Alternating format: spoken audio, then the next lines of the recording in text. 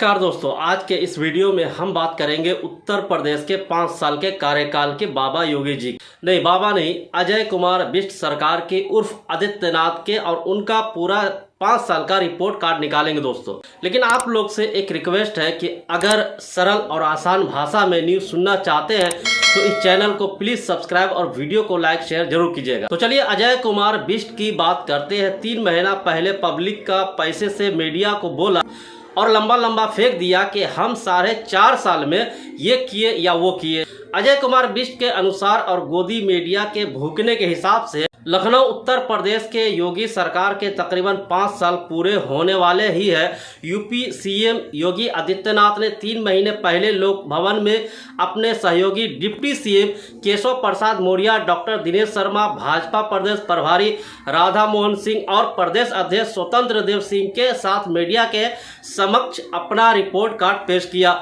CM Yogi Adityanath ने कहा कि भाजपा के 4.5 साल के शासन के बाद अब सुशासन और विकास उत्तर प्रदेश की पहचान है। इस अवसर पर सीएम योगी ने अपने रिपोर्ट कार्ड की 20 अहम बातें बता दी। अजय कुमार बिष्ट मुख्यमंत्री योगी आदित्यनाथ के मुताबिक 20 बड़े काम हुए। 20 काम भी जान लीजिए वो कौन कौन सा काम हुआ। नंबर 1, केंद्र द्वारा संचालित योजनाओं में से 44 योजनाओं में प्रदेश पहले स्थान पर है। नंबर 2, 1,56,00,000 लोगों को उज्ज्वल योजना के तहत गैस कनेक्शन दिया गया।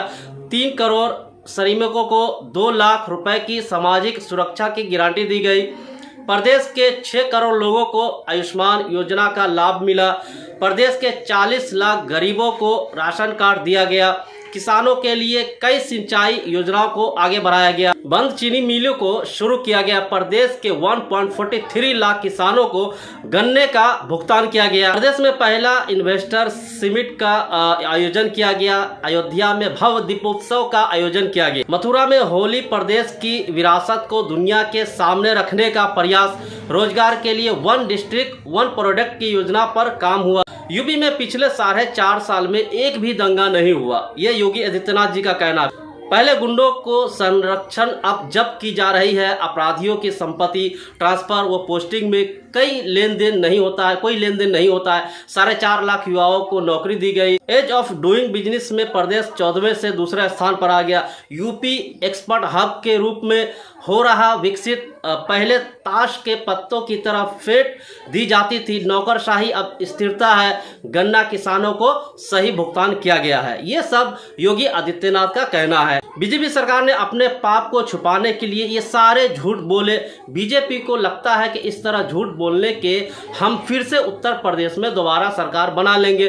तो आइए उत्तर प्रदेश के पिछला और अगला रिकॉर्ड जानते हैं। इससे आप समझ सकते हैं कि उत्तर प्रदेश में इस बार किसकी सरकार बनेगी। बहुत सर्च करने पे हमें पता चला कि पश्चिम बंगाल में टीएमसी जीती, लेकिन बड़े बड़े विद्वान का कहना था इस बार पश्चिम बंगाल में बीजेपी जीत का झंडा लहराएगा।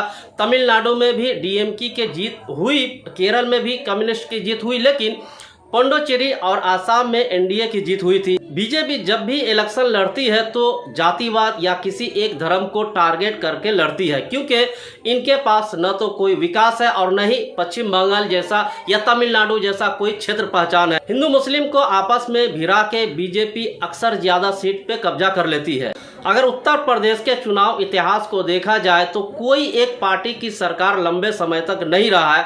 2021 का इलेक्शन जानकारों के अनुसार सपा और बीजेपी के बीच टक्कर है। अब देखना ये है कि सपा को बीजेपी हरा पाती है या नहीं। एक बात पक्की है, 2021 की जो भिड़ंत है केवल सपा गठबंधन और भाजपा के बीच है। और अगर कांग्रेस की बात करें तो 5 से 6% से ज़्यादा वोट शेयर नहीं मिलने वाला है और बसपा की वोट शेयर घट रहा है। बसपा का मूल वोट का हिस्सा लगभग 18% ही है।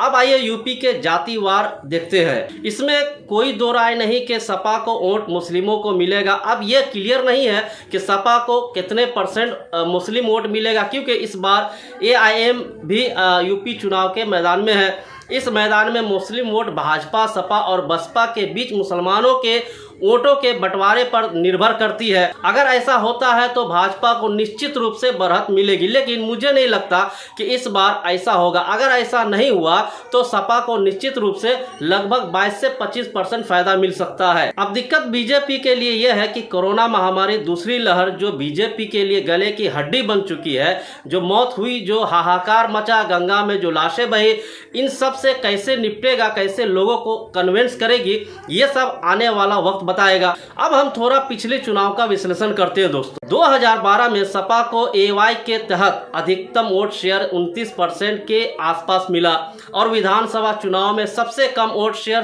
2017 में लगभग 21.82% मिला। इससे यह पता चला कि एसपी को निश्चित रूप से लगभग 25 से 28% वोट शेयर मिलेगा। तो सपा के सत्ता विरोधी लहर ने 2012 से 2017 के चुनाव में 7% वोट शेयर की कमी आई।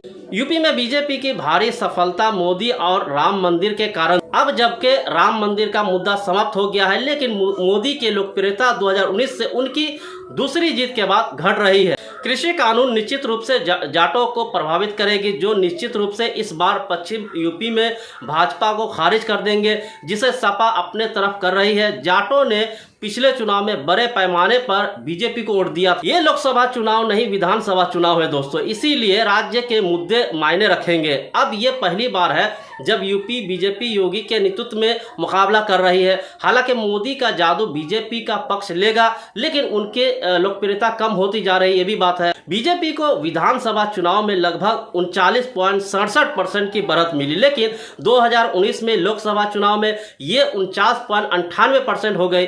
तो ये स्पष्ट रूप से देखा जा सकता है कि यूपी में जो लोकसभा चुनाव की तुलना में राज्य के चुनाव में गिरावट आई है। जैसा कि मैं पहले भी बताया हूं कि सपा विधानसभा चुनाव में सत्ता विरोधी नुकसान के रूप में लगभग 7% वोट शेयर कम गया था।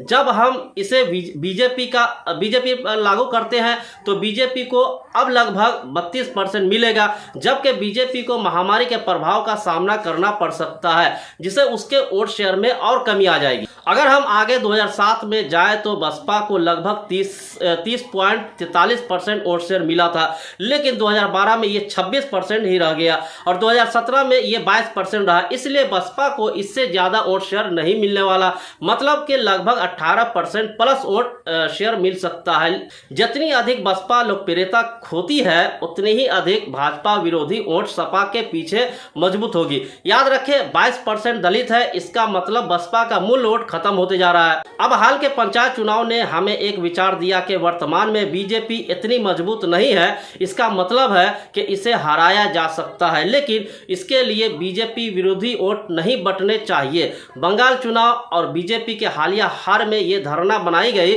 कि बीजेपी को झटका लग रहा है। ये धारणा आगामी चुनाव में बड़ी भूमिका निभाएगी। आगे यूपी में महामारी से निपटने वाले योगी निश्चित रूप से इसे प्रभावित करेगा। यूपी का हर मतदान अब राम मंदिर या अन्य हिंदुत्व वार्ता को याद करने के बजाय वोट देने से पहले अपने खोए हुए लोगों के बारे में याद रखेगा। योगी द्वारा यूपी में महामारी से निपटने के बारे में प्रत्येक मतदाता मतदान से पहले सोचेगा। जाट, कृषि कानून के बारे में और मुसलमान इस बार एक विरोध के तहत एकजुट होंगे। अगर बसपा का मूल वोट धीरे धीरे सपा को जाता है तो बीजेपी को चिंता होगी। जितना अधिक सपा खुद को बेहतर यूपी के पार्टी बनाती है, वो अन्य समुदाय के वोटों को आकर्षित कर सकती है। हालांकि दलितों के वोटों को सपा के साथ जाना थोड़ा शक पैदा करता है, लेकिन अगर ऐसा होता है तो बीजेपी को कठिन समय का सामना करना पड़ सकता है। सपा के पक्ष में अगर कुछ है वो है सत्ता विरोधी लहर। सपा इसका फायदा कैसे उठाएगा ये देखने वाली बात होगी, क्योंकि यूपी के मुसलमान पूरी तरह से बीजेपी के विरोध में है और दूसरी समुदाय कोरोना और महंगाई से परेशान है, इसलिए इसका फायदा सपा उठा सकती है। अभी तक किसी बड़े गठबंधन की घोषणा नहीं हुई है। अगर सपा बसपा महागठबंधन के साथ चुनाव लड़ती है तो ये भाजपा के लिए मौत से कम नहीं होगा, लेकिन मुझे नहीं लगता कि ऐसा होगा, क्योंकि सपा बसपा के मूल मतदाताओं के ऊपर निर्भर है। जितनी ज्यादा बसपा हारेगी उतनी ही ज्यादा बीजेपी हारेगी और उतना ही ज्यादा सपा को फायदा होगा। अब बीजेपी के पास एक ही उम्मीद है, बीजेपी विरोधी वोटों को बांटने की कोशिश करे और उम्मीद करे कि यूपी में एक और लहर न आए। जितनी ज्यादा लहरें आएंगी उतनी ज्यादा लोग इसे याद रखेंगे। बंगाल चुनाव परिणाम और पंचायत चुनाव परिणामों ने पहले ही ये धारणा दे दी थी कि भाजपा अपना मैदान खो रही है, इसलिए ये धारणा आगामी चुनाव में विपक्ष का पक्ष लेगी। आमतौर पर सत्तारूढ़ दल को पंचायत चुनाव जीतना चाहिए, ये निश्चित रूप से भाजपा के लिए अच्छा नहीं होगा। ये बीजेपी और एसपी के बीच कड़ी टक्कर होगी। इस बार बीजेपी के लिए आसान नहीं होगा यूपी के चुनाव। 2012 में सपा ने 403 सीटों पर चुनाव लड़ा और उसे 29% वोट मिले और 2017 में सपा ने केवल 300 सीटों पर चुनाव लड़ा और उसे 22% वोट मिले। सत्ता विरोधी लहर होने पर भी उन्होंने वोट शेयर नहीं गंवाया। 300 सीटें जहां कांग्रेस ने चुनाव नहीं लड़ा, उनके पूरे 7 से 8% वोट भाजपा में चला गया था। पिछली बार बीजेपी को 39% वोट मिले थे, जिसमें 7 से 8% कांग्रेस वोट मिले थे। 2017 में बसपा के टिकट पर 100 मुस्लिम उम्मीदवारों के चुनाव लड़ने के कारण मुस्लिम वोट बढ़ गए। इस बार मुसलमान इस गलती को नहीं दोहराएगा, क्योंकि सपा और भाजपा के बीच सीधी लड़ाई है। 2017 में जाट समुदाय को छोड़कर अन्य दलित वोटों धोबी, पासी, खटीक यदि बीजेपी को वोट दिया था, लेकिन हाथरस के घटना के कारण वो बीजेपी को वोट नहीं देंगे। ये वोट सपा भीम आर्मी और कांग्रेस के बीच बढ़ जाएगा। अगर यादव को छोड़कर पिछड़े समुदाय की बात करें तो ज्यादातर समुदाय ने बीजेपी को वोट दिया, लेकिन कुशवाहा को छोड़कर इस बार बीजेपी इन वोटों को खो देगी। राजभर के वोट ओम प्रकाश राजभर पार्टी के साथ जाएगी।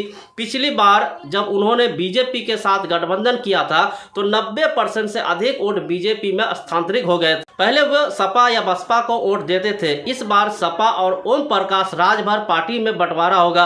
अपना दल के साथ गठबंधन के कारण पूर्व और मध्य अब के कर्मी वोटों ने पिछली बार भाजपा को वोट दिया था, लेकिन सत्तारूढ़ लहर की वजह से हार गया। तो दोस्तों वीडियो कैसा लगा कमेंट करके जरूर बताइएगा और मिलते हैं दोस्तों नेक्स्ट वीडियो में। Thank you.